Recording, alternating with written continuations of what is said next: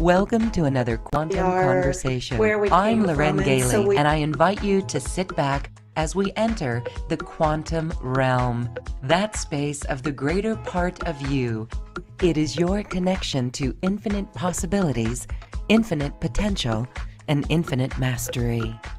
Hello, beautiful hearts. Thank you so much for joining us today as we're talking about our infinite self and all of this quantum field. We are talking today about the higher self connection. My guest today is Lincoln Gergar, and he is a channel of the higher self. And we are going to interact and connect to this knowingness, this wisdom and knowledge within ourselves. Hi, Lincoln. Thank you so much for being here. Welcome to the show. Thank you, Lauren. I appreciate this opportunity, and I hope that everyone in attendance really has a great time because, as you know, the universe is filled with love, and that's what we're all here to create and manifest together. So I'm going to try and do my best to fill everyone's hearts with love, and I just hope everybody has a really great time. Awesome. We can already feel the frequencies, and I always love it. I love the higher self and talking about the higher self. I just want to share on my own path. The higher self was a beacon for my own awakening. And here we are almost 30 years later. And wow, it's so beautiful, this wisdom that we have. And some would say, how do you connect to your higher self? How do you know when your higher self's talking to you? And so we're going to talk about that. But first, please share your story. What is your story of you connecting with the higher self? How did that unfold? Well, my higher self connection developed naturally. I was 18 years old when I read my first spiritual book, and it was interesting. So, maybe like 2 weeks into starting to study spirituality, I was reading a book and I got stuck on this sentence that was in the book. And usually, when I read something, you can just kind of breeze right through it. But this one sentence grabbed me and I got stuck. And I read it a second time and I couldn't really understand the information that was being communicated. Then I read it a third time. And when I read it a third time, I felt this light open up inside of my heart, like right in the center of my chest. It was like someone turned on a small lighter. And this little light just lit up right inside of my chest. And it blew me away because I never knew anything about this. I never heard of the higher self. I never heard of the spiritual heart, none of these things. Never heard of that, the flame that's in your chest, the threefold flame. And yes, that was fascinating. And every day I would check in, and this energy would always stay there. It just stayed turned on the whole time. Then maybe jump forward about a year or so when I was in college, I started noticing that I was having more intuition, first off, but also this voice started talking to me. And I was practicing Zen meditation, and I would meditate anywhere from like 2 to 6 hours a day. So I cut out like all the socializing in my life at that point because I was just so hungry for spiritual knowledge. And I was meditating a lot and reading a lot. And then while I was trying to keep a silent mind, I started noticing that another voice would appear in my head and it would correct my human thoughts.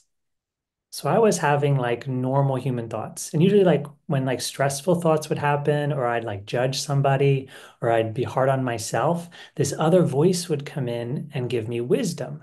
And it would soften the energy I was feeling and it would help to educate that understanding that my subconscious mind was producing. And at the time, I'm just practicing Zen. So I'm just trying to be in awareness. I'm not trying to think anything. I'm really doing that the best I can all day long. And this voice started appearing. So for about a few weeks, I just let it happen and it wouldn't stop. And again, I never knew anything about the higher self. I never heard of channeling. I was just studying Buddhism. So I was just doing like plain old Zen meditation. And after a little while, after a few weeks, I asked myself, I was like, like, should I try to stop this voice?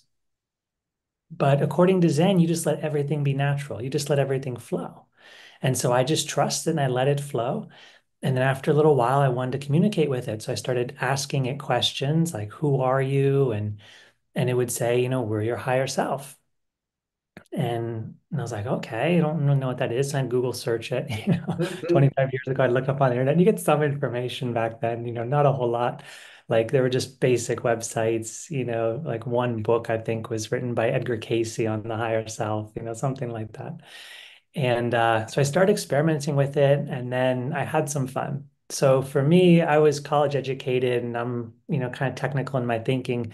And I didn't want to trick myself into just another layer of my mind talking to itself.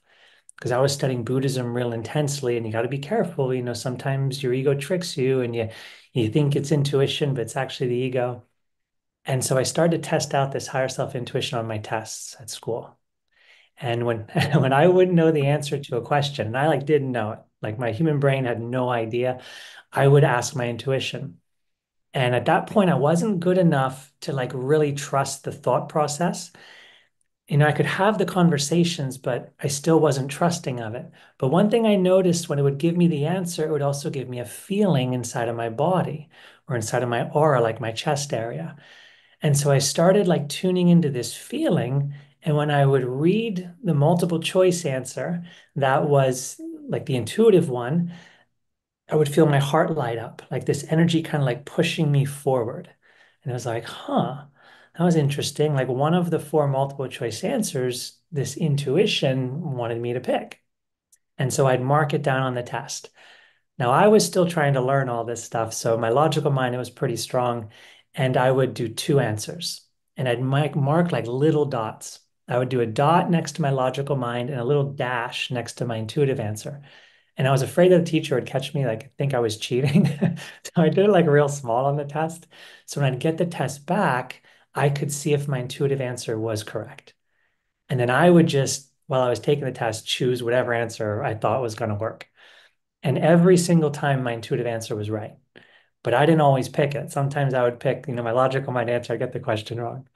But Wow. that's how it really started. And it was playful, it was fun. Yeah, and just spontaneous, just happened. What an incredible story. Thank you so much for sharing that with us because it truly illustrates the Mm. pathway of listening, of trusting. And what I find really inspiring, I'm going to cry because that's my heart opening, is for the future. Here you are, 18 years old on this journey. Oh my God, I see a world where everyone gets a head start like that. Many wait until their 40s or wait until we're beaten up by the 3D world to really have that crushing dark night of the soul or whatever it is. But here you said a couple of words, playful and trusting. Mhm. And so, what did you get on the test? You said so if did you take other tests and and Yeah. then learn and then get straight A's? Well, I was getting straight A's before that. School Uh-huh. was easy to me because I also had like I had my own like inner knowing intuition. It wasn't channeled, but I was a really Okay. intelligent kid growing up, and I did art, I did sports, I performed well in school, so it came easy to me. But the higher self part was on these questions because I had a professor one time, and he said that in order to create that bell curve of grades, he had to throw questions on the test that were not in the books and were not taught in the classroom. And he said he'd put in like three or four questions that you just couldn't prepare for. And that Uh-huh. was how he helped to make sure that not too many people got 100%. Oh, that's so annoying, but Yeah, okay, what it yeah. is. So those were the ones the higher self helped me with. And Okay. yeah, but yeah, I was a good student. So, I had straight A's. I had like a 3.97 GPA with two majors in college. And so it was easy. I never studied. And a lot of that was because also when I was even younger, I did have non-physical experiences. When I was like 8 years old, I had some out-of-body experiences. I went to the other Wow. side. I met some guides. But I was raised Catholic and there was no frame of reference. So you just kind of think it's like a dream until like later on when you get more aware, you realize no, there's a big difference between a dream and a non-physical dimension. Like the quality Wow. of the experience is very different. All right. So tell us more about that out of body experience. What happened? 8 years old. That's such a key age, especially for girls, because we are so connected to our individuality, our wholeness before puberty comes in and before being distracted by other people's comments, especially boys or whatever, as our bodies begin to change. So, what happened in your instance? Was it a dream or share that? Yeah. Well, it started a few months earlier as I would lie in bed at night and I would think of like metaphysical questions. Yeah. And the one, yeah, it was kind of strange. So I'd lay in bed at night and I knew I was this age by my memory because I remember how my furniture was arranged and about how old I was. So I'd lay in bed at night and I remember having some existential questions. And the one was after my mom tucked me into bed and, kissed me on the cheek and said goodnight, I would listen to her walk away. And when I could no longer hear her going down the hallway and down the steps, I would wonder, does she really exist anymore? Like, does she have her own experience? And like I could ask somebody, like ask my father, one of my brothers, but they would just tell me their experience. And how do I know if they really exist outside of myself and my perception? So I was like wrestling with these questions as a little kid, and I'd fall asleep at night while I was thinking about these metaphysical existential questions. And it was Okay. around that time where I had this non-physical experience. So I woke up after I went to bed. I woke up in this non-physical space, and it was basically just really, really dark gray, like almost black. But you could feel there was like a depth to it. And I was a little boy, and I was holding the hand of this larger man. And this man had a long gray beard and long gray hair. And I forget the clothes he was wearing, but it wasn't anything human-like. It was like a robe of some sort. But it really stood out. He had this long gray hair, this long gray beard, and he looked like he was like 90 years old, 80 years old. He was a really old man. And he took me by the hand. And I felt really comfortable with him. And I knew that I knew him before. But at the time, I had no idea who he was, of course. And then approaching me in the front, it came in the front was then this woman who looked to be like maybe 50s or 60s. And she was holding the hand of this little girl. And the girl looked a little bit younger than me. And I was supposed to meet this other soul on the other side. I felt like all this energy when the woman and the young girl came. I felt all this energy, like all this love, and like it was like fireworks. It was like all this bliss energy, and it was strong enough that it woke me up. And I remember like waking up in the morning in my bed that night, in the middle of the night, waking up and like, oh my God, like what was that? And my body was still vibrating with like all this life energy, like all this blissful energy. It was really powerful. So, who was that a twin? Was it a soulmate? Was it what do Yeah, you that's think about everybody asks. Who that? was it? Yes, who was it? Have you Um, ever had that again, or do you know now? I don't like to give too many details of my personal life just because I like Okay, to keep some things private. But I sure. have met the guide. I have met the not The, physical. He's not on the earth though. oh, the Yeah. guide. Okay, you've met your guide. Yeah, the The guide, the man who I was holding his hand. So I've met him, not in the physical world though. He's on the other side. okay. Um, and yeah, the other beings, I've had multiple non-physical experiences with these two female souls that I met on the other side as well. But I haven't met those two or the man in the personal life. Now, I know the man's not incarnate during this time, but 'cause I've had a lot of interactions with him. But the females, I haven't had a lot of interactions with. So they could be incarnate, but I haven't met them yet physically. Wow, I have chills. Okay, is this is going to sound kind of crazy, but is that guide you? No, it's not me. Okay, Yeah, it's not you me. know Yeah, I that. realize that sometimes you do meet your higher self as this form, so to speak, or your oversoul. I've had that experience also. And the first time it happened as like a non-physical journey Mhm. was, I think I was like 22 or 23, because I was getting an energy alignment at the time. It was called an axiatonal alignment. And so Mhm. you would take your acupuncture chakras and connect it to your like your fifth dimensional energy system and reconnect all these dimensions of yourself into the physical. So I was doing that and my higher self appeared. And that was that was another wild story. Um, Oh, wow. yeah, so I Wow. was Okay. Go ahead. Go ahead. so I was laying on a massage table getting the energy work done. And I talked to the therapist later on, and she said when she felt this energy come into the room, she just stood back and just let it happen because something else was like taking over my energy healing at that point. And when I was laying on the table, my eyes were closed and I could feel my energy system, like my aura, get really big. Like something was filling it up with energy and it started expanding in size, getting really large. And I had already had some third eye ability at that time. So before that moment, I wasn't looking at anything. But when I noticed my energy getting filled up, I said, okay, let me see if I can see anything. And I closed my eyes and I looked into my mind's eye. And I was already really relaxed because the energy healing. So it was pretty easy to get the third eye open then. So I looked into my mind's eye and I could see in this giant, like black gray space, this giant head. That was my head. So it was my head, but it was huge. Like my whole body could have fit inside of its mouth. Like that's how big this head was. And it was smiling really big at me, and it was me. And so I knew that that was the form like my oversoul took or my higher self took, so I could understand what it was. Because at that highest level, it's just a being of light, it's just a light body.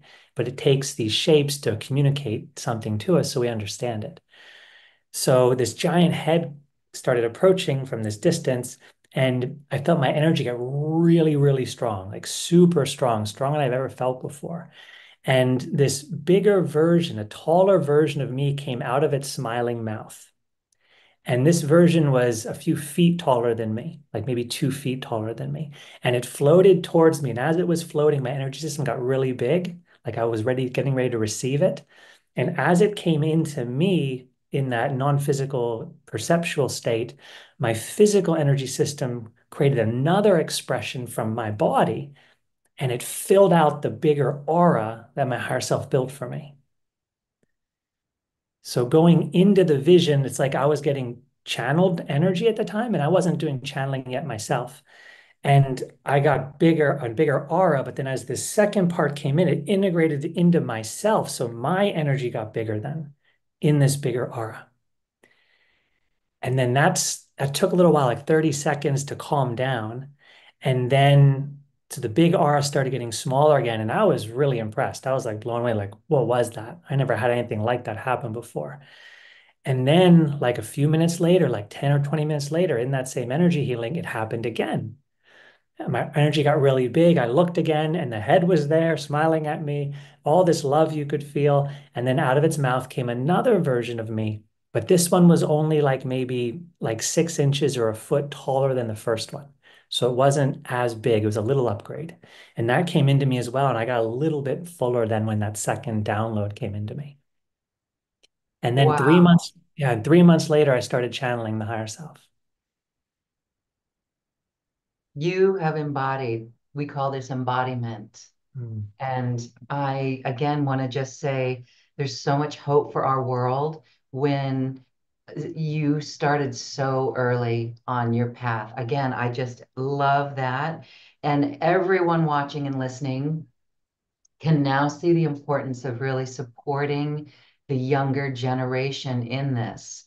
Wow, like get this into the schools and all of that as things crumble and the world shifts. This is going to become mainstream. It really, truly is. I love it. I am so excited. Okay, well, let's talk about that voice before we go to questions or you channeling your higher self, the higher self. When you first heard that voice, so you had heard this voice and you decided to trust in it.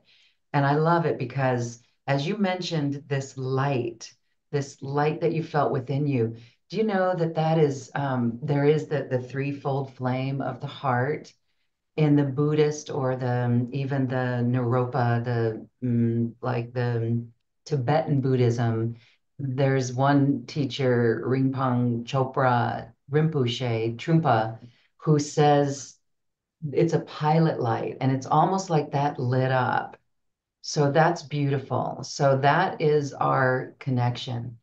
The voice, however, when you heard the voice, can you describe what that's like? Because we've talked about this a lot here on this platform. The voice of the higher self is almost no nonsense and non-judgmental. What was that like for you? Like, what is the sound? And it's also a feeling too. It's a feeling and a sound, which, wow, that's just so beautiful. What is it like for you now? How do you describe that voice? Yeah, well, I think you pointed out the most important things, and that it's a voice and a feeling, because the feeling shows us the vibration that it has. Because once we get into the non-physical, I think the best way to navigate is by how something feels. And it's like in the human world as well, when we meet a person, they might say all the right words, but something about them doesn't feel right. And then later on, of course, you're going to realize that there's another energetic layer of you that understands vibration. So when the higher self appears, its vibration to me feels very loving, like absolute peaceful love. Like you said, there's non-judgmental, it's all embracing. There's a joy of living, like a celebration of living. And yeah, it just feels like so in love with life. And when it speaks, it's very calm. It's very straightforward and direct. Like you said, it's no BS. It's going to like tell you what you need to hear at that moment, even if you don't want to hear it. It's going to tell you it. And even if you don't listen, like there's been times where I didn't listen to it and because I wanted to test it out. And I think that's important as well, and even now I still test it out and I wish I could be better sometimes just letting it go, like just trusting it right away. But there's that rational part of my mind that's still stubborn after 25 years of channeling and working with the higher self. There's still that human mind part that still wants to do it itself. And and so, as many times as I've like gone against the higher self intuition, it's never been upset. It's never made a single threatening statement. Its energy's never changed. It never took it personal. It just shows up in this loving energy the whole time. It's really, really inspiring, especially to me. Like I'm trying to be the best person I can be. And here's like this amazing example of unconditional love and infinite patience and just, yeah, and just beautiful wisdom. Yes. Oh my gosh. Thank you for sharing that. And so, there's hypnosis that is facilitated that lets one connect to that higher self. And I had the opportunity of that as well. And what you said there is so totally true. When I say no nonsense, it lets us know what we need to hear, but it doesn't, like the non-judgmental part is like, okay, if you want to do that, if you want to make that choice, that's perfectly fine, right? Kind of sitting back and just observing and ready to answer all questions that might come our way. Yeah. So so you channel, others might be able to, I mean, is it safe to say like things in our environment, when we have that feeling, these pulses of feeling, it could be a bird song calling us, something that just makes us pause and see. And like right now, when my heart opens, I feel like crying out of pure joy and pure love. Or when you see the beauty of a sunset, right? You just are struck by the awe.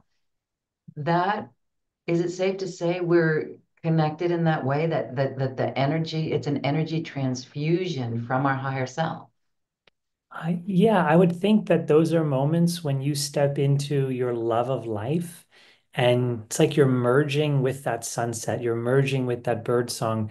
You transcend that personal mind structure. You step out of it and you become more the universe. So you're definitely stepping more into that higher self energy. Yeah, but I mean, I'm totally like you. Like I get teary-eyed a lot. Like I love being human. Things just touch your Uh-huh. heart, they warm your heart. And the higher self can become like worlds beyond that. And it wasn't always like that for me because like there's a few changes that happened, but the more I learned how to embody that higher self energy, the higher in frequency and the higher in bliss I could experience. And so it's like it's an endless sea of bliss. And like might not be able to immerse all of myself in it right now, but as I keep journeying and awakening and transforming myself, I get to experience more and more of that energy of bliss. So I would say like the sunset is like, and any unity experience is like where you're starting, but who knows how far it can go? Who knows how much bliss is in this universe? It's really exciting. Yes, it's really exciting. I want to share a comment from Ahandra. Thank you, Ahandra. Wow, how wonderful and natural. No dark night of the soul. What a relief that will be the reality for the young, bright generation. Yes, we do not have to be on our knees. We do not have to have the two by four over our head. But if we are stubborn and in our mind that way, the universe will do what it takes, yes, to get our attention. So beautiful. Again, what a beautiful story, Lincoln. Again, I'm just okay, and we're gonna ask one more question before we go on. For you at that age of 18 to go in search like this, what was happening? Like you said, you were, as you were younger, you had those experiences. So this was just a natural thing. Was there any pressure cooker for you to seek out the spiritual side, or it just was No, flow? no. I Just was blessed. I had a great family growing up. Yeah, lots of love from my parents. No toxic, like no abuse, no, substance abuse, no toxic energy like that. There was a little bit of a lack of an emotional display between, like within my family, between my parents especially. So for me, like I got my emotional connection made through my animals. Like we had 50 cats growing up and a dog and two rabbits. Like I had wow. birds, had lots of animals. So I was surrounded by nature and all this unconditional love. So I got a lot of that energy there. But my challenge was, yeah, growing up when I was younger, it was the emotional connection with people because I was very empathic. And a lot of people's personalities I did not like. I didn't like, bickering, jealousy, all these things. So my Wow. challenge was integrating into the human world. That was a lot of my challenge, even for the first like 35 years of my life, you could say. And if you watch my earliest channelings, I was very distant from being human. So you talked about like the dark night of the soul and the cosmic two by four. I think I wasn't in the world enough to get one of those yet. Because You know, I didn't get my first wake up call until just a few years ago. You know, oh, and interesting. yeah. Yeah, but it's because I was resisting what was inside of myself. And because I cared more about my life, I cared more about my world, and something was needing to change in my life, and I was holding on to it. And so before that point, the world never meant enough to me. And that's why it was so easy for me to be a channel. So I don't want to like paint my picture as being like romantic of like, oh, it was so easy and natural. It was, but my downside was I was very disconnected from life when I was younger. Not because of trauma, but because of a lack of exposure to that emotional connection with other human beings. It wasn't demonstrated a lot to me. Now, I played sports, I had friends, I threw parties at my house when I was a teenager, like, but the connection of that emotion, because I was so empathic, I didn't like how a lot of people felt. So I was very surface level on my physical interactions with my friends and everybody else. Um, and then the other thing was the reason why spirituality was so attractive to me is because life was really boring. So school was easy, sports I love, but they were kind of easy, and nothing meant anything for me. And when I read my first spiritual book, it talked about other dimensions. It was Carlos Castaneda's Teachings of Don Juan. So it was all about other dimensions. I wanted to experience the other dimensions because I remembered it when I was a kid. And I had premonitional dreams when I was a teenager also. I didn't mention that. So I had a lot of non-physical experiences, but I didn't know how to get there or even how to understand them. So that was the first book that talked to me about something meaningful in my life. And that's why it was so easy for me to literally lose all my friends. I stopped throwing parties, I stopped going out. All I did was meditate and study spirituality. Like I read Chang Trungpa, like I read him in college. I have a degree in religious studies and in psychology, and I focused on Buddhism.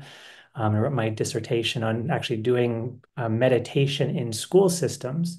That was my thesis in undergraduate school, is how to implement meditation for kids, because I knew how important it was that we got to do this. So I did all the research studies and I designed experiments and classroom educations and all that.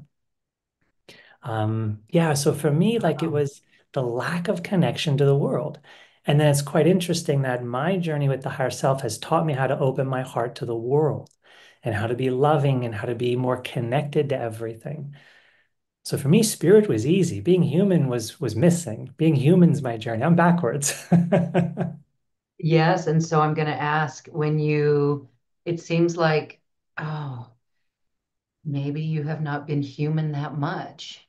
Have you contemplated that? Yeah, I've had multiple lifetimes. I can remember them. I've been Hmm. told about some as well. That even some I didn't remember that I trust this source. It's a channeled being. For me, the first time I ever got a channeled message without me even, I was in a large audience. The being that came through said I was enlightened in my past lifetime, and I just came back to dip my toes in the human experience. And so I was like 19 or 20 when I got that message. And I have it recorded, I have it saved because that was so powerful for me. It was like, wow. And I was so into Enlightenment cultures and studying Eastern spirituality, and I knew everything they were talking about in the books. I could understand it. I haven't had the experiences yet, but I could understand it. So it felt very familiar. And so for me, it's like I've already ascended and then I came back to do this experience. And that's why I started having these non-physical things when I was really young. Wow. Your journey, you have ascended. You have ascended. Many of us have ascended and we're just not aware of it. But you ascended in another lifetime and now you're back. And wow. Okay. Still lessons to learn, even though you ascended. Still lessons to learn of connecting to other people. Yeah. Beautiful. All right. So then there's questions that arise from that, but I think we could ask the higher self that question or these questions that I've got. So, Lincoln, would you like to open this up with a main message, or do you prefer to take specific questions? Usually what happens when I channel is I'll start talking and something short will come through, some message, and then the higher self will say, "Does anyone have a question?" That's usually how it Beautiful. happens. Yeah. Okay. All right. Thanks. Okay. Yep. Dear one, close your eyes. Feel the center of your chest. Be at peace. Relax into yourself. Relax into this feeling of you. You, dear one, are light. You are the light of consciousness. Feel your heart and feel this energy shining.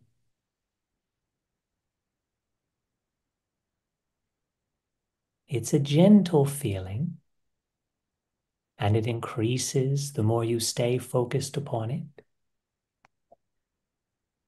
It's a light shining from within you. Relax and trust this experience.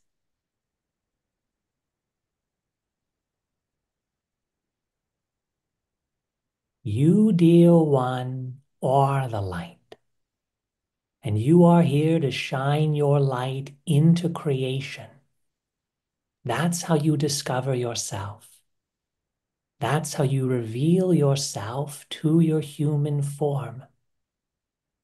You are the soul, an eternal creator, a shining radiance of energy, awareness, and intelligent wisdom, and you are here to change this universe of form. You are here to give your human body, your human emotions, and your human mind the experiences your heart desires. You are here to bring yourself into this world. So when you think about your spiritual journey and all these challenges that you may face, remember this. The world is inviting you to become a greater participant. When you feel fear, understand there's some truth wanting to come out of you. Maybe it's truthful words, maybe it's some action you're wanting to take. All of your challenges are trying to invite your soul to come into the world because the universe is awakening you. You are dancing with God, and the universe is leading. And so take note and realize that every experience is inviting me to awaken. Every experience is encouraging me to express my authentic self. If you look at life this way, the tables will turn, and you will find yourself living much more free, much more empowered, and with a greater state of happiness. So now, dear one, you can ask us the questions that you and the audience have prepared. Such a beautiful message. We are here to change the universe in form. That is so beautiful. Okay, the questions that we've got, there are many who would love to know how to bypass or put the ego mind in the back seat to allow more of this higher self energy to come through in every challenge because our mind can take over and we forget this. What Mhm. can we do? What are some simple steps? Yes, this is a wonderful question. It's very important. What we like to say, dear one, is silence is like an eraser. So when you're meditating or just living in your daily life, practice focusing your mind's attention on the experience of silence. You see, many of you want another voice to replace your own ego's voice, but then it becomes confusing. It's like trying to have two conversations at the same time. You're not able to focus on either one. And so we want to silence the voice that we're tired of listening to because, quite frankly, we've just heard its story for so long. And we want to create an opportunity, a new space, a new emptiness, a new container to receive the voice of the higher mind. And so practice silence, practice relaxing the nervous system. The calmer the body is, the quieter the thoughts become. Practice relaxing into that silence. Now, please understand there are reasons as well for why your mind is so busy. Your human mind is always trying to find happiness. That's the design of the whole universe.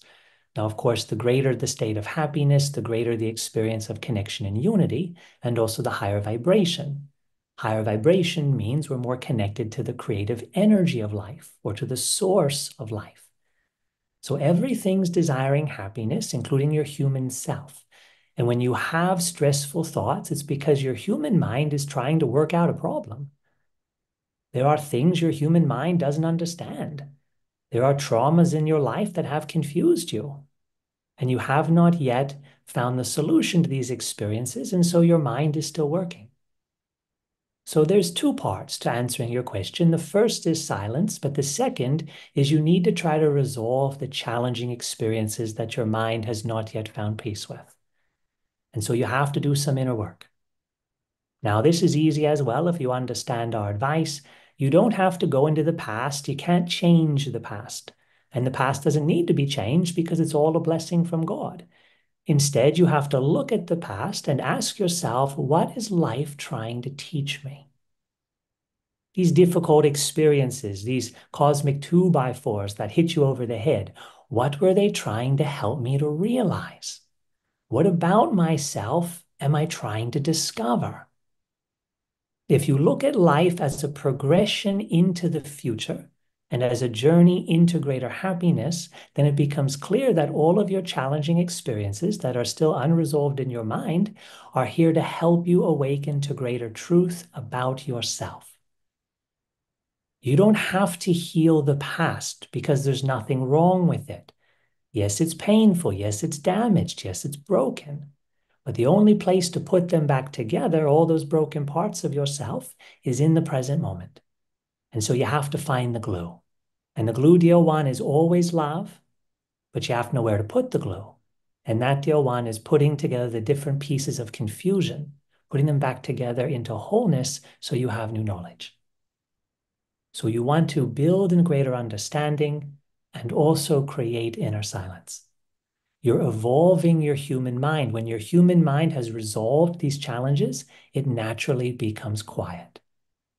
If you, deal one, as a human being, were to solve all the problems in your life, your mind would have nothing more to say.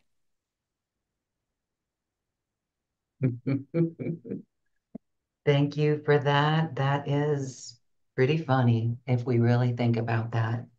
Okay, there are changes on our planet that are very worrisome for many. And at the same time, this is an activator for many of us to bring forward new solutions. How can we stay more focused on solution energy when there's still so much distraction or fear about the systems that are collapsing and changing? Because there's such a great shift in many governments around the world. So the question would be this level of detachment from watching the old crumble and instead energizing ourselves with higher self energy to be solution energy. Mhm. Yes, try to understand this current time of your life as a metamorphosis. So nothing is really being destroyed, but that which is old and outdated, that which has been causing too much harm and suffering in your social systems, all of these things are being reinvented. They're being transformed. An old structure of life is evolving into a better structure of life. But like DL1, any time of metamorphosis, the old things have to go through a transformation. And so the harder people hold on to the old, the more they're going to struggle and suffer. So in your own life, go through your life, including your ways of thinking, and ask yourself, what is no longer true for me? What no longer brings me joy? What behaviors that I spend my day doing no longer bring me joy? Maybe you look at the news too much and you find yourself always being upset and angry and depressed. Now, don't ignore what's happening in the world, but don't deal one stand in an energy that makes you uncomfortable. Realize you can dip your toes into something, get the information you need, and then hop right out of the pool. Right? You don't have to immerse yourself, get all your clothing wet if you don't want to have that big of an experience. And so many of you are learning discernment with your own energy, learning to choose and to feel safe choosing. And the challenge that you have is you're also social creatures. And so there's a part of our human self that feels afraid being alone and being different. There's a part of us, and it's anchored in the root chakra, that is afraid to go against our surroundings, our society. Because if we deal one in the physical world are alone, we're going to have a more difficult time surviving. And in our human experience, we've been ridiculed for thinking differently and feeling differently. So built within us is this resistance to following our hearts and doing what we feel is right for ourselves.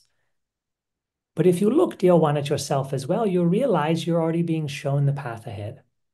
So choose the higher vibration. There's always going to be people supporting you. Maybe you have to leave a social network or leave behind a behavior, but don't think it's going to end in aloneness. It's actually going to create new space to invite new people and new opportunities in. It's a metamorphosis. It's a transformation, one thing becoming something else. So don't be afraid of losing your ego. Don't be afraid of an ego death. Instead, look at it and say, you know what? It's actually an ego rebirth. It's an ego transformation. Yes, it's going to be painful to let something old leave my life, but all that creative energy takes a new and better form that I will enjoy. So by thinking about this process differently, we free ourselves from fear. This is a wonderful time, a beautiful time. It really, really is. And this is why your souls have chose to incarnate. You knew that this is the end of a world cycle and the beginning of a new one. And so you all wanted to attend the party. And just like any party you go to in your normal human day, it's going to be stressful until you walk in the door. You're going to have some anxiety. You're going to have some fear. You're not going to know what to expect. And even after you step foot into the party, you're still going to have some of that anxiety and fear. But once you forget that you're there and you just start being there, interacting with everything, you realize you have a wonderful time. Once you stop thinking about the future and how bad it could be, once you stop focusing on things that are outside of your control, once you learn how to let go of that which doesn't serve you and embrace that what does, you will have the most splendid experience as the whole of humanity transforms. So be discerning. What am I focusing on? What am I giving my attention to? What am I making important? Because that which I focus on, I channel my creative energy into. Focus away from that which you feel done with. If you're trying to feel done with something, but it keeps returning, that's the universe telling you there's something more to learn. But if you let go of it and it stays far away, you've already mastered that lesson. So ask yourself, what can I focus on that raises my vibration into greater states of happiness? What can I focus on that allows me to create the life that my heart wants to live? And everything else, just let it go on its own journey. Right? You can't control everything, but you can, dear one, decide your expression and how you want to shape your personal life. That is so full and rich with information. Thank you so much. That answers so many other questions on such a deeper level. Thank you, thank you, thank you. And I encourage our audience to listen to this again. We can feel this frequency, and that is the frequency of this beautiful love. And so, as you were sharing there, and we're on our way to this great party, I heard, what am I going to wear? And I heard, wear the suit of love, wear the suit of love in all ways. And so, this information by being in this vibration with you that you're assisting us in is allowing these answers to come to us, all of us, in so many ways that we can apply what you just said there to any situation, problem, or occurrence in our lives. Thank you. I know what I'm done with, and I think all of us know what we're done with. That's why we say game on. And it's easy. It's an easy game on if it's the game of love. Thank you, thank you, thank you. All right. We have Elizabeth, a question from Elizabeth. Elizabeth says, I remember the magic of early childhood. Then something shut me down and I felt so alone. But I know I was always loved and supported. My question, how was my higher self trying to reach me in my younger years that I missed so I can know and trust what I get now? Well, the truth, dear one, is you didn't miss anything, and your higher self didn't miss anything. What you're experiencing, dear one, is the purpose of being human. We all come into this world being lights of absolute love. Just look in the eyes of a newborn child. Look, dear one, look at your beautiful world. Look at the videos of young children. Don't they just light up your heart with bliss?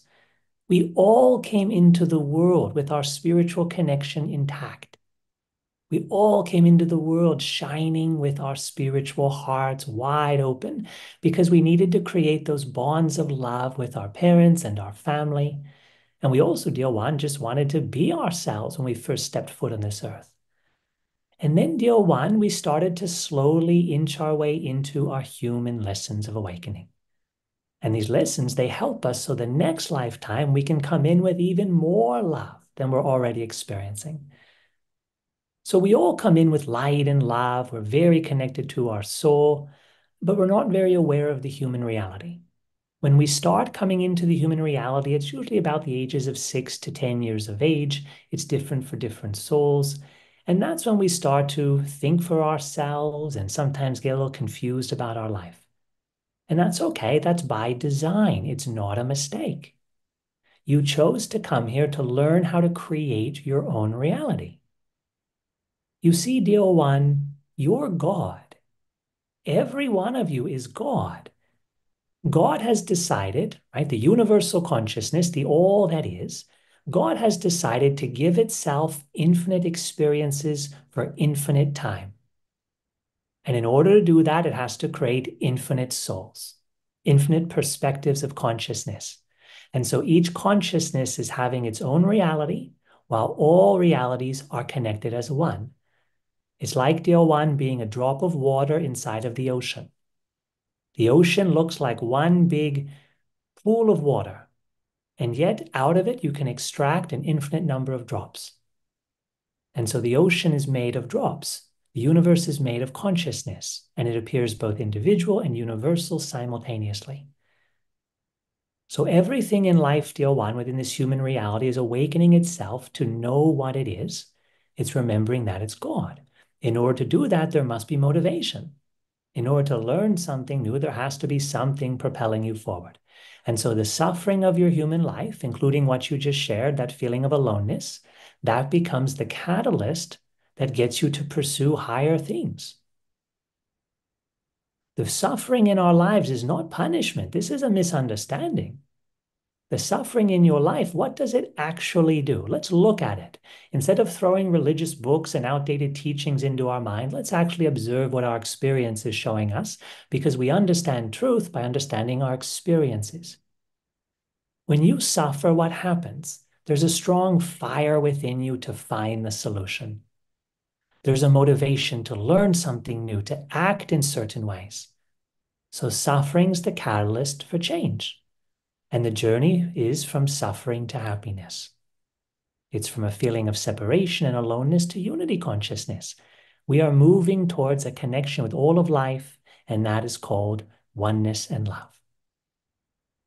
So try to look at your past and first off say, nothing wrong happened. I made no mistakes. God made no mistakes. Everything is perfectly designed.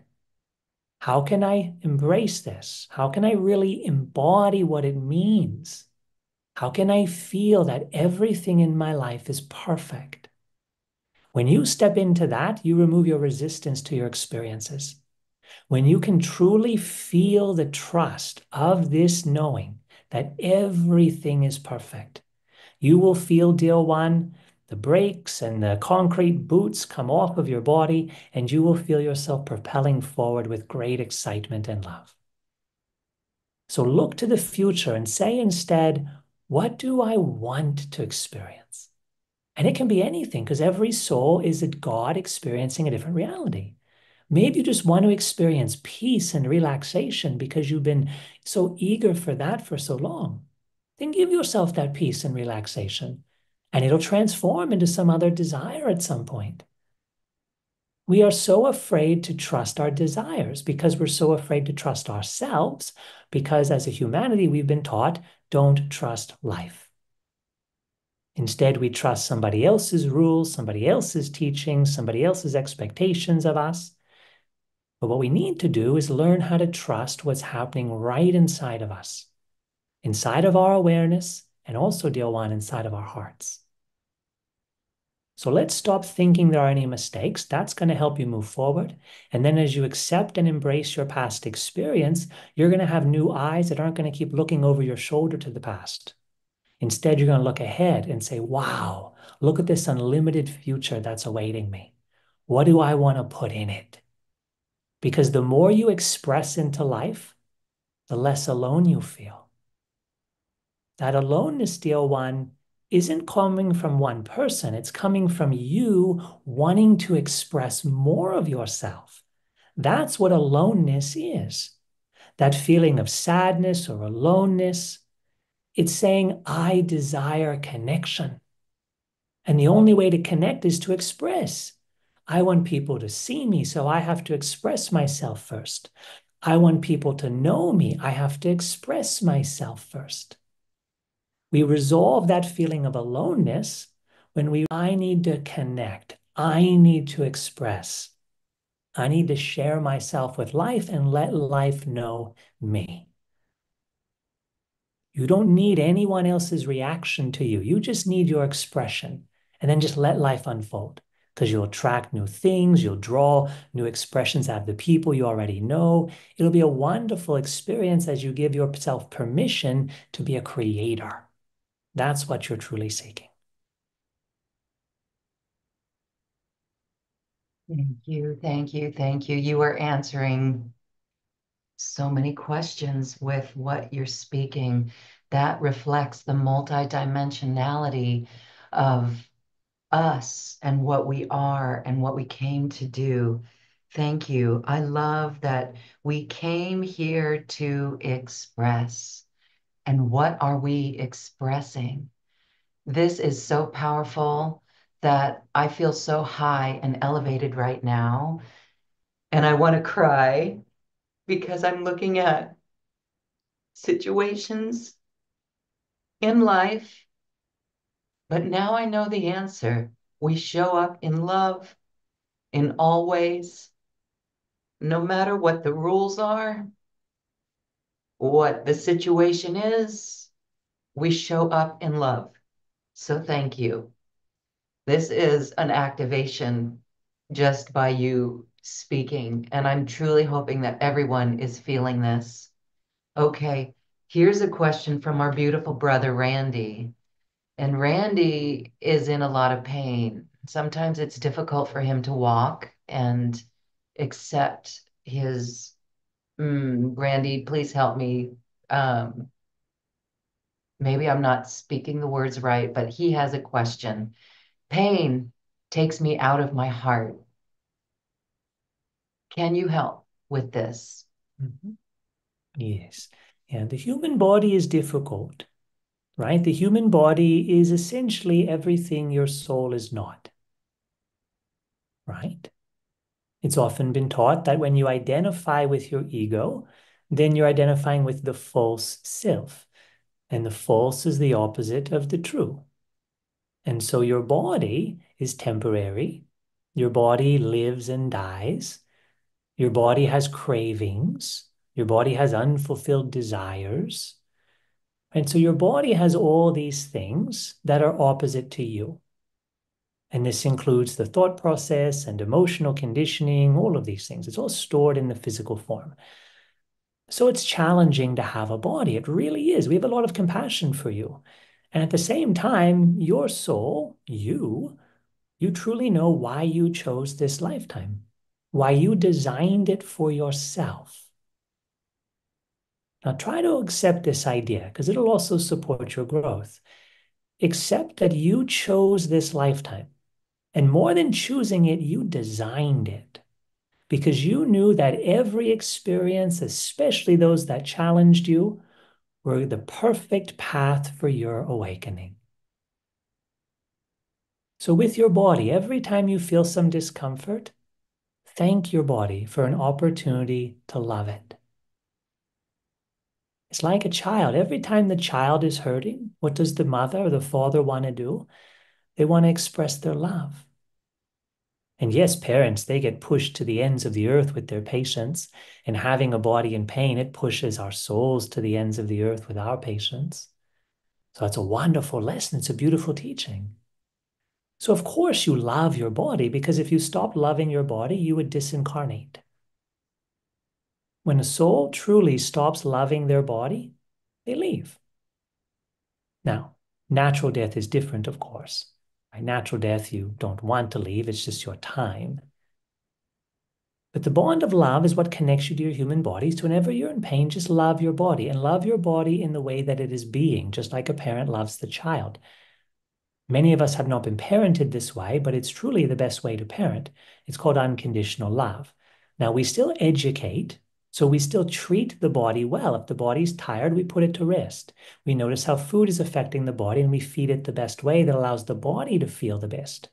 So we still treat the body in the right way. That's wisdom being developed. But the love needs to always be present. Wisdom is conditional. It's knowledge based upon circumstances. Wisdom tells us the best thing to do in a circumstance. Love is unconditional. Love just spreads its color all over the world. Your human mind is designed to be a deciding machine. Your heart is designed to be an embracing machine. Okay, so with your body, love it, care for it, and this will help to ease that inner conflict. And as you do this, dear one, you'll find that your inner stress is less. And this will allow you to move into deeper states of meditation because you're no longer battling within your body. And because your body's in pain when you move it, it'll allow you to rest your body more comfortably. And when your body's resting, you'll be able to work on expanding your consciousness. Sometimes you get upset that you can't do things in the world. Well, you won't be able to do them with your physical body, but you will be able to do them with your consciousness. And so you can practice taking your consciousness out of your physical body. And you can learn to project it around the world. You can learn, dear one, to not have the physical body be such an impediment upon your human experience. But in order to do that, you have to stop fighting with it. You have to stop resisting it. It's going to be in pain sometimes. It's part of the human experience. We all have it to varying degrees. Some of us just have our emotions suffocated by the material weight of the body. Go out of body, you feel emotionally liberated. You feel so much excitement and love. So we're all having it. Life isn't unfair. Our souls chose our circumstances for the benefits it would give us. That's a hard one for the human mind to accept. Practice quieting down yourself and learn to bring more of your consciousness into your heart. And then from your heart, bring it up into your mind. With your heart and your mind connected, you can open up your higher doorways of perception. Your heart is your soul's energy source. So if you connect your heart and your third eye, for example, you'll channel the energy that opens up your non-physical perception. And then physically, dear one, stop fighting with your body and just give it whatever it needs. If it wants to sleep, give it rest. If it's hungry, give it food. Don't overthink it. If it's in a lot of pain, give it some painkillers. Don't overthink it. It's a physical form that you're working with, but it's not who you are. You're not judged by your physical body. In fact, you're not judged at all. Your body is like your child. It's been given to you so you can learn to care for it and love it. And just like, dear one, you treat your pet animals, your pet dogs and cats with so much love, so much love. Let's take that same approach to our own bodies and to the way we treat other human beings. We have so much love, but our pets never wounded us. So deep inside our psyches, we don't resist loving our animals. But people have wounded us. They've rejected us. They've given us emotional suffering. And so we hold back our love. Right? But try to look at this and realize, you know what? Loving a dog is exactly the same process as loving myself or as loving another person. I just have to get that idea out of my mind that it's different.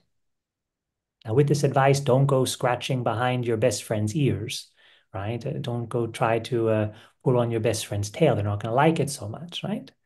Right? There's a little bit difference in how we act physically, you could say. We're just trying to be a bit humorous. But in terms of the emotional experience, really open up your heart and realize you have nothing to be afraid of. Your friends don't bite. Beautiful. Thank you. Thank you. Thank you for that. And what an activation. Again, it's lovely. Beautiful frequencies. Let's go to a caller. Caller, Kiri, you can unmute yourself, Kiri, and ask Uh, your question. Hi. hey, wow. First, I just want to say thank you because a lot of everything that you said really answers a lot of questions for me. And however, I still have one question that I've been wrestling with about, you know, the experience you're talking about. We came here to experience. So one area where I don't seem to get breakthrough is with my business. So far, no matter what I'm doing, I don't get results. Like, I don't know, like, what am I missing there? Hmm. In terms of like moving forward and doing the things that I know I need to do, want to experience, want to share. I'll stop. Hmm. Let us take a look, dear one, at your reality. Hmm. So we see, dear one, that part of your challenge is that you're trying too much to strategize, right? You're learning everyone else's technique. What's Yeah. going to work? What do I need to do? You're in your head and you're trying to find the solution as if it's hidden under a rock somewhere. Try to take a different approach because you've done all these things. You've tried all these things. You've followed all these systems that everyone said is guaranteed to work, and it's not giving you the results that you hope for. And to realize that there's a soul lesson in this. You see, if we're trying to create something and it happens easily, then it's not really a lesson for our soul. We've mastered it in a previous lifetime. But if something's just not working, then we have to start looking at it differently. We have to start looking at it as a soul lesson. Now, when we say soul lesson, we mean how am I expressing myself in this experience? Someone else can just do the physical steps, but they're not what I need to do because I tried them, they're not working. And so, for yourself, dear one, get into your heart and understand that when we succeed in the physical world, our success comes from the happiness we give to the world. Okay? So, the energy of love, your happiness is what people are wanting to receive from you. Everybody is seeking happiness, right? We could all agree upon that. And we all get happiness in different ways. So for one person, happiness might be a hamburger at a restaurant. For another person, happiness might be looking at a sky, looking at the sunset. But we all are trying to capture these feelings of connection and love. So everyone's going to go about it differently, but we're all looking for the same thing. We're God trying to find itself in infinite different ways. We're all trying to find the energy of life, and that's love. So we're all connecting to the energy of life in the different ways it appears. So if you realize everyone's shopping for love, for a feeling of happiness, then I have to start delivering that in my life. And in my business, I have to start doing what feels like happiness while I'm doing it. So when I'm feeling the joy of creating this business, then I'm going to be channeling inspiration. I'm going to be creating with new ideas.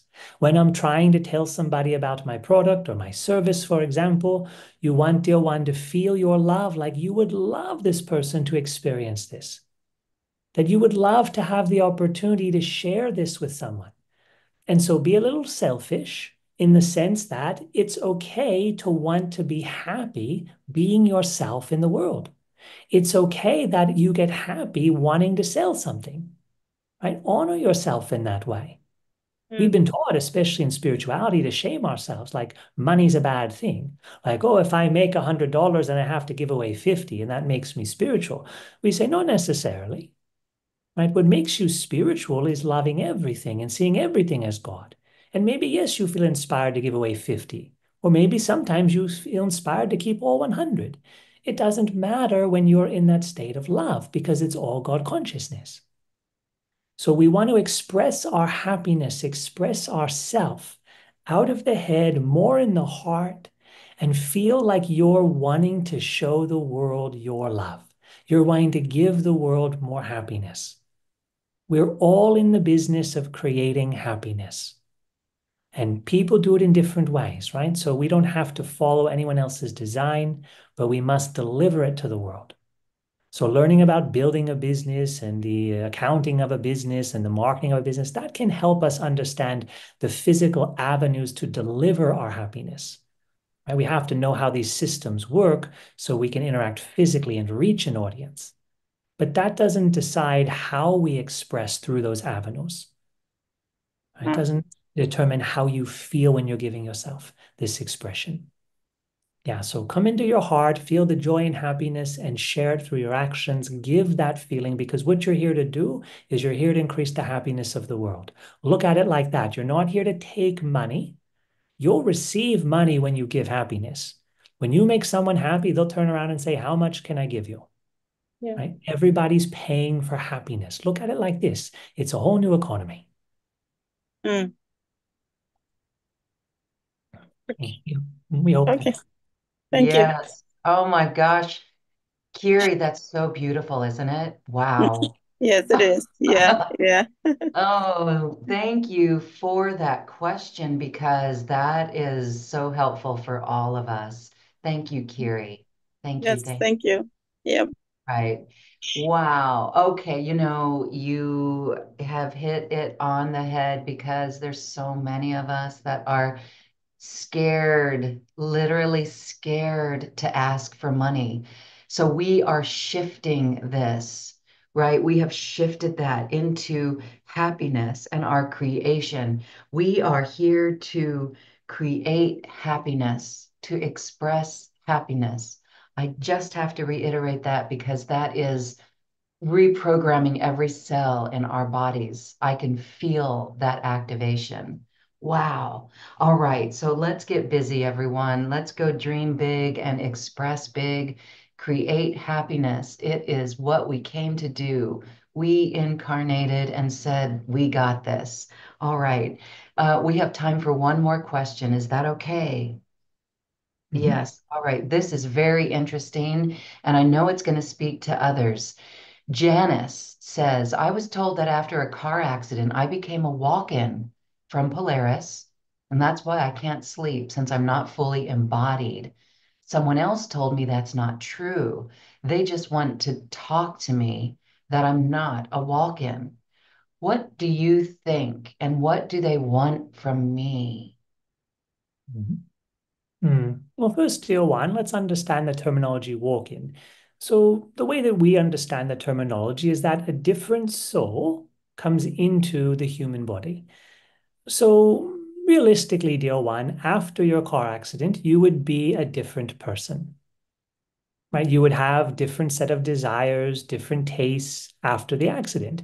You would most likely want to wear a whole different set of clothing. You wouldn't get along with your old friends. You'd want to find new friends. You'd have a very different way of relating to all your family members. So to truly be a walk-in, which is extremely rare because it really doesn't serve the purposes very well, of the soul's awakening, for example, right? There would be another soul coming in, right? What often happens, dear one, is we don't have walk-in experiences, but we have awakening experiences. So often during these powerful experiences, more of our soul comes in, right? Not a different soul, more of our soul. And when more of our soul comes in, we're going to feel like we want to do things differently. We want to change our life in different ways. Not that we don't fit in our old life, not that we're completely different people, but that we want to grow, we want to improve. Like we're noticing now that the way we did it before isn't as good as the way it's going to be now. Like we realized I wasn't really happy before, but I think I can be happier now. Right? So this is a type of evolutionary jump, you could say. Yeah, we don't see you having a walk-in experience. We see you're the same soul. Your memory through this lifetime is still intact. But we do see, dear one, it was a very traumatic experience. And we do see some energetic lines connecting your non-physical consciousness and your physical body have been a bit severed. What often happens during these traumatic experiences, these physical injuries, is that the energy body gets displaced. Right? And so it's like the trauma pushes it out. And it's not just the physical impact trauma, it's also the psychological trauma, right? Because being attacked by a car, right, is like dear one being attacked by a lion, right? Something big out of your control threatened your life. And so it has the same type of emotional response, right? So there's this trauma response, even emotionally, of not feeling safe, of feeling attacked in the world. And that keeps the emotional body from fully integrating into the physical body. So energy work can help. People can help connect your energy channels. Or dear one, you can always ask your higher self to give you this service, to give you this reconnection. So that's helpful. But with your physical body, yeah, your body is still out of alignment. There's still some neck injury, a little shoulder injury. So physical massage therapy, something that works on the deeper tissue structures of your body. There are different therapies that work with realigning your posture. Some would be the structural therapy, structural integration is a name often used. Some chiropractors, for example, can also work with the muscles and the bones. Myopractics can help. These will help to move your physical body back into position. We see your pelvis is tilted as well. So there's a twist and a tilt to your pelvis. Again, body work can help in this way. Stretching your body, stretching your legs, starting just daily stretching. You can look up yoga postures, and this can help. You don't have to join a yoga class, although it might be beneficial, but stretching your body regularly, that helps. And yeah, ask your higher self. Ask your higher self to come into your body and help to create this alignment. Even you, dear one, can feel yourself connecting into your body. Like when you're lying in bed, feel yourself in your body. And if your body wants to move and you feel like you're getting into it, like trying to slide into a wetsuit of clothing, one of these tight pieces of clothing, right? You're readjusting yourself in your body and then relax after that. And you'll find yourself really trying to navigate your energy body back into your physical body. But the physical sleep, yeah, it's more about the postural connections and the out of alignment bones and the twisting of the muscles. And that, dear one, creates subtle sensations of pain, nerve signals that go up to your brain, and then your body cannot feel relaxed enough to rest. So it's physical trauma that's still stored in the body, but the physical body is a bit twisted out of place. We see your pelvis is twisted. And this, of course, travels up the spine. When you twist the pelvis, the spine twists up into the shoulders and the neck. So body work will really be helpful for you. But yeah, we don't see it as a walk-in experience, and we don't see the restlessness as being your guides trying to communicate with you. Your guides will communicate easier with you if your body can fall asleep, right? Because then you can go to the other side at night, which all of you do. All of you go to the other side at night. That's where you get your messages. That's where you get your communication. Why do you think, dear one, that morning when you wake up, you feel like a brand new person? It's because you spent that night learning new things, releasing old energy, right? You were on the other side doing some work. Many of you have new ideas the next day that you didn't have the day prior. It's because you went to the other side. You had some conversations with your soul family or your loved ones. So we all go to the other side at night when we're sleeping. So you'll actually be able to connect with your guides better as your physical body falls asleep better. Yeah, in the modern day world, dear one, some people, and it's a common human condition. Some people will say it like this. We're all trying to solve problems, right? And we all have our own toolkits. And so a medical doctor has the medical doctor's toolkit. And a carpenter who builds a house, they have a carpenter's toolkit. An acupuncturist, they have an acupuncturist toolkit. A massage worker has a massage worker's toolkit. So everyone has a different toolkit trying to solve life's problems. If you go to a doctor, they'll tell you what chemicals to take, because doctors are chemists essentially, right? If you go to an acupuncturist, they'll tell you where they need to put the needles. And they're all looking at the same situation from different perspectives, and they all have different sets of advice. So an energetic therapist will say, oh, it's an energy problem. A nutritionist will say, oh, it's a nutritional problem. And the challenge that most people have is that they only understand life through their own toolkit. And it's natural. That's all we can do. We can only understand life from our past experiences. So when someone starts to study more systems, then they have more toolkits they can use. And now they'll be able to solve the problem in a more accurate way, because each perspective can balance the other perspectives out. So for you, dear one, for all of you, we recommend that if one way of looking at life hasn't been working, understand you're not wrong necessarily. You're not doing the wrong thing. Maybe you're just not looking at it in the right way. Many times we shame ourselves and think, oh, there's something wrong with me. That's why the acupuncture is not working. That's why the energy healing is not working. And we say, no, that's not the case. Rather, how you're looking at it needs to be changed. So let's try some different experience, a different vantage to look at this, a different set of eyes, a different toolkit to use. And by doing it this way, you realize, yes, maybe it was affecting my energy system, but the best way to change it was through physical body changes. Or maybe, you know what? It was emotional, but the best way to change it was through food and diet or herbal medicine, for example. Right? So we're very complex as human beings. We have all these layers. We have all these different aspects that affect us, whether it's sleep or movement or thoughts and feelings or food, right? All these different things affect us. So when something isn't working, don't blame yourself. Instead, look and say, okay, let me try something new. Right? It's too many of us, we go down the same road and we fall in the hole over and over again.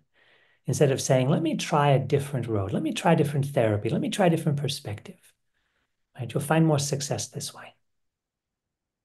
Okay, thank you for your question. Thank you. Thank you. Thank you. Thank you. Again, this has been an activation and we are lit up. We are fully in our heart and so expansive. And so as we let you go, I would like you to share your final thoughts on this beautiful being. Miriam says, I want to thank Lincoln and the higher self for this wisdom. For those of us that know we are God, but somehow don't yet feel deep love for God, the one creator, or for ourself, how can we feel that love, that connection, that true oneness with God and with all things? Because they are God. This, dear one, is a wonderful question and very powerful statements, and of course, the best one to finish with today. So first, dear ones, we have to redefine God, or we could say expand the definition of God. Because what truly is God? God is all things. God is not something hidden behind being human. Of course, there are many things hidden behind being human, but God is everything that is being human as well. So how do you find God? Well, the truth, dear one, is God never went missing. How do you love God? Well, if God is everything, then God is what you're experiencing right now. God never left. God is this moment. God is you. God is the tip of your finger. God is the neighbor who lives across your street. God is the next breath that you take. God is the next thought that you hear in your mind. God is that itch underneath your sock, inside of your shoe. God is everything. So how do you love God? You have to love everything. Because anytime you believe God is not this, but something else, then you've just reduced the all that is. You've reduced God. We're here, dear one, to celebrate everything, to love everything, to feel connected in every moment to what surrounds us and what appears inside of us. God is not hidden. We have to remove that thought, because if we believe God is hidden, then we believe I will suffer right now. And a simple examination, a simple logical examination shows us that everything is one source and nothing is separate. It appears to be different. It appears like separate forms. It's the illusion of separation. The illusion, dear one, means something appearing to be something else. Illusion does not mean wrong. Illusion does not mean false. An illusion, dear one, is something appears to be something other than it is. So when a magician saws the assistant's body in half, it's an illusion. He pulls the table apart, and it's two bodies, the arms and the head on one side, the legs on the other side, with space in between them.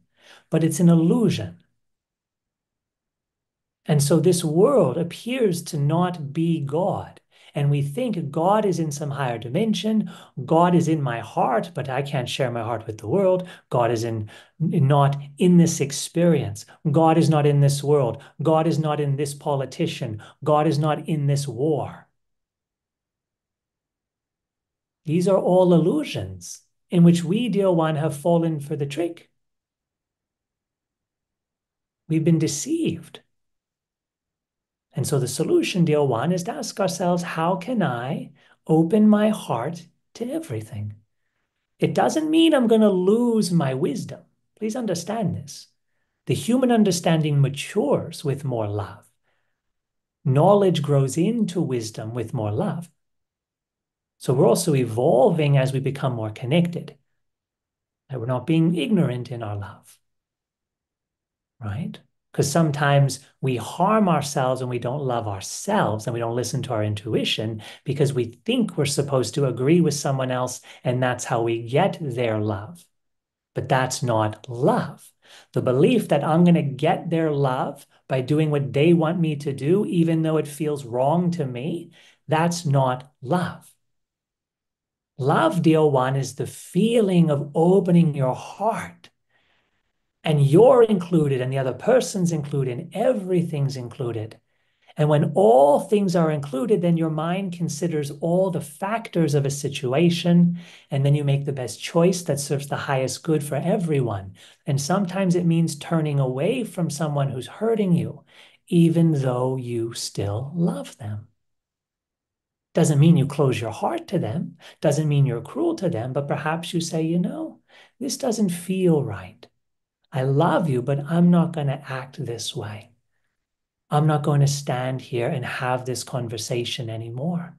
I love you and I love myself, and it feels like I need to leave this moment. And so it's challenging to make love real, as we've just explained. But love, dear one, loving God is truly celebrating your reality, celebrating existence. It's your love for life. It's your love for everything you see and everything you hear and everything you touch, taste, and smell. It's loving every emotional energy, whether your own energy system is creating it or another's energy system is creating it. It's you loving your mind, even those thoughts of suffering and pain and confusion. It's you loving your thoughts, even when they're celebrating and shining with light. It's your soul embracing the dream of life and realizing this is my eternity. I am having a relationship with God. That is what my soul does. I am having a relationship with everything in every moment. Now, how can I create the best relationship? And so we want to redefine God because we have too many divisions in that definition of God. Too many ways we've learned to split apart and say, well, you're God and you're not God. You're worthy of love and you're not worthy of love. But remember, when my mind divides the world into good and bad, I've just divided my ability to feel love. When I think you're not worthy of love, that you're bad or evil or wrong, in that moment, I shut down part of my love's expression. How can I look at the world and say, yes, you're causing harm, you're fighting a war, you're speaking cruel words, and I still feel love for you? How can we do that? We do it with compassion because we realize the suffering of the world is caused because of limited understanding. And there's a whole range of limited pieces of understanding that we do not have time to go into, but everyone's doing the best they can do using the understanding they've acquired on their soul's journey. We have compassion for the suffering others cause, but we do not hate them. And if someone's causing suffering, you'll oftentimes need to walk away. Or sometimes you need to carry them away and say, here, we need to take you out of the playground. You're hurting the other boys and girls. Right? That's an act of love too, an act of love for everyone. But we don't shame, we don't hurt, we don't try to harm. But with love, we can also learn to separate.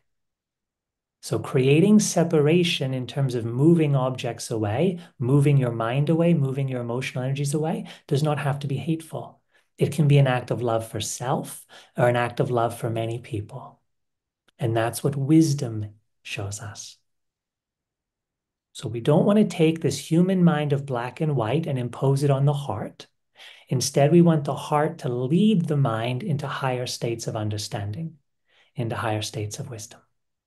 Because you're still living in a dualistic reality. You still have to make choices to navigate your life. How can we love everything by seeing everything as God, everything as the same as ourself? while we create the human journey. To make this real for you, practice feeling your heart and feel your gratitude. Gratitude is the key to awakening the heart. So when you breathe, feel like you're breathing in God's love, God's gift of life for you. When you exhale, relax into that gift of love and really feel it. When you go for a walk, feel love and enjoy your environment. Enjoy the birds. Enjoy the sky and the clouds. Enjoy the light of the sun or the light of the moon. Practice bringing love into the celebration of life instead of going up into your head and thinking you got to get somewhere else in order to be happy. The only place you're going to be happy is right here as you learn to shine your love into the present moment.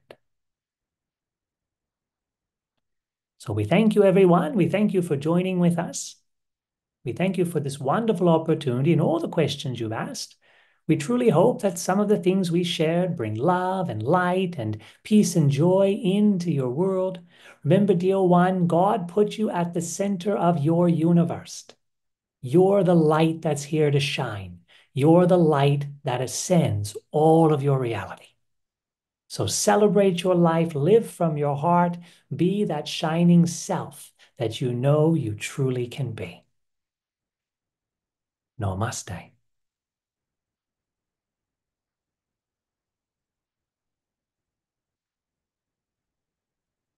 Beautiful, beautiful, beautiful, beautiful, beautiful. Wow. Wow. You have lifted us. This message that you've shared from the higher self is exquisite. Thank you. We can listen all day. In fact, we should listen to this again and again and again, and actually use these messages to connect even deeper. I just want to again say thank you. Oh my goodness. We are elated. I don't know if anyone else is like me and on the verge of tears or feeling heart so expanded, but this was incredible today and exactly what we needed. We've got so many beautiful comments, Lincoln, in our chat. Everyone is feeling great. Everyone is so lifted, and you've done an excellent job today channeling the higher self for all of us. Thank you. Thank you for this opportunity. I appreciate that. And yeah, I truly hope that everyone in the audience found maybe some specific pieces of information in the channeling that was just for you. I know I Yes. heard you say many times, because I'm conscious when I channel, I kind of take a back seat, Mhm. that lots of information is given. So hopefully different people found messages for themselves while things were being answered. Absolutely. In fact, some of the questions that I had, and I know some other people had questions, it's the psychic ability of this to feel into all of that absolutely did answer these questions on a universal level. So it's so exciting, really cool. And I know people are going to be excited to work with you. They want more. Oh my gosh, I'm going to invite you to teach some courses on New Earth One. We'll talk about that offline. And I also want to mention that people have a beautiful opportunity right now to work with tools that you've created. There's a bunch of recordings. I'm going to put the link for your special offer in our Zoom audience here, and we've got it on our YouTube channel. And of course, the page that got everybody to this program today has that special offer. These are unique tools that people can use to connect even further in this way to this wisdom that we are within. And this is a series of recordings that you've got.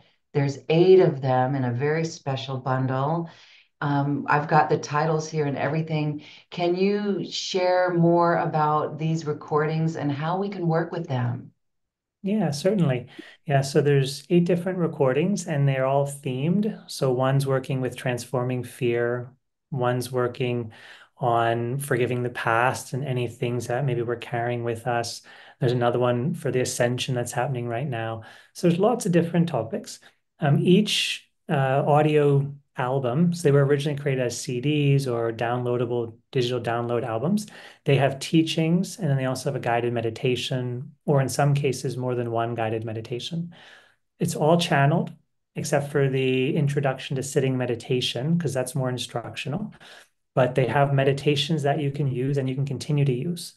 There's beautiful music accompanying all the meditations, and that music is specifically chosen to match the energy of the channeling. So I worked with a very talented producer, composer of music in Australia, and he created these different musical pieces that I'm using. Yeah, it's designed to activate you. So much of my work is to help people connect to their own higher self and to activate their soul and to get them in alignment in greater ways. I don't give prophecies. I mean, I have done that. But that's like boring for me to do. Um, for me, living life is why I'm here, and I want you to have the best life experience. So I'm not the type of channel that focuses on like prophecies or predictions or things like that, although it is there, you can get that information. For me, it's really about how can you wake up? How can you become the greater creator? How can you experience more love? How can you connect more to God and to your higher self? So everything that I do is very much an activation as well as an informative experience. And that's something, yeah, and that's something that you shared, Lauren, that you felt the energy, you felt the activation while I was channeling. And that's what comes through in all my YouTube videos and in these different albums, these digital downloads that you'll be offering to the audience. So beautiful. Thank you. I want to use that word exquisite again. They are powerful activations. We felt that today. I am totally elated and I'm so happy for this. And I'm happy for everyone because this is true empowerment. It really is. And this higher voice that was expressed through you today, the feeling of that helps us recognize our own voice within. And so for that, we are eternally grateful. Again, I encourage everyone to work with these beautiful programs. What a beautiful opportunity to get activated in this way, to activate your higher self connection even more, because just the messages that we heard today from Lincoln and the higher self is so beautiful that we just want more. I know we're going to want more. So awesome, awesome, awesome. If anyone needs help with this, there's a two-payment plan. We want to make this easy for you to access this. So we hope that makes it easy and helps you in that way as well. Thank you, Lincoln. Again, I'm flying high, and I know everyone else is. You've touched many, many, many, many, many, many, many hearts, and the world is shifted because of that. Thank you. Yeah, thank you, Lauren. I appreciate this opportunity. I had a great time. You're a great host. And yeah, I just wish the best for everyone here. And, Lauren and I'll keep spreading our light and doing everything we can. And we invite you guys and girls to do the same, right? Shine your light, live from your heart, because this is our shared dream. We're all creating it together. This is what we do as God consciousness incarnating here. So live from your heart. Don't be afraid. And I hope some things about my own journey inspired you because if you look at my earlier content, I have 25 years, I have 18 years of YouTube videos.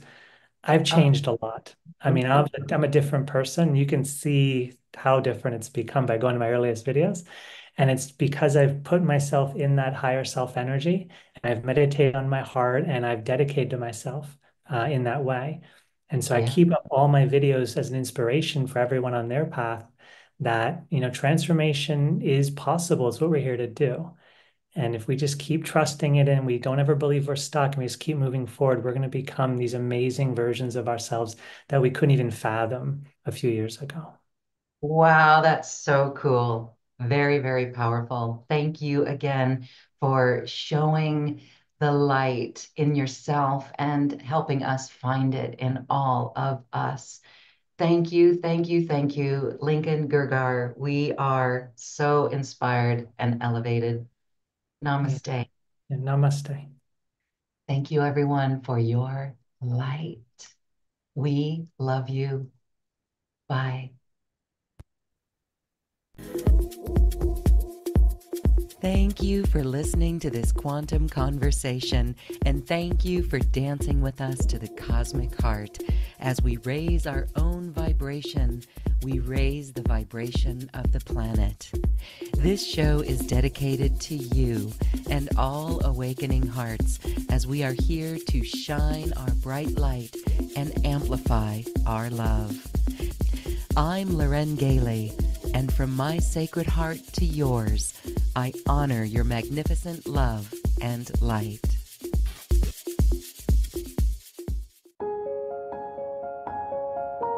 This has been a presentation of New Earth One Network, your home for New Earth living. Access information, education, and videos on living from the heart in unity consciousness. Visit newearth1.com.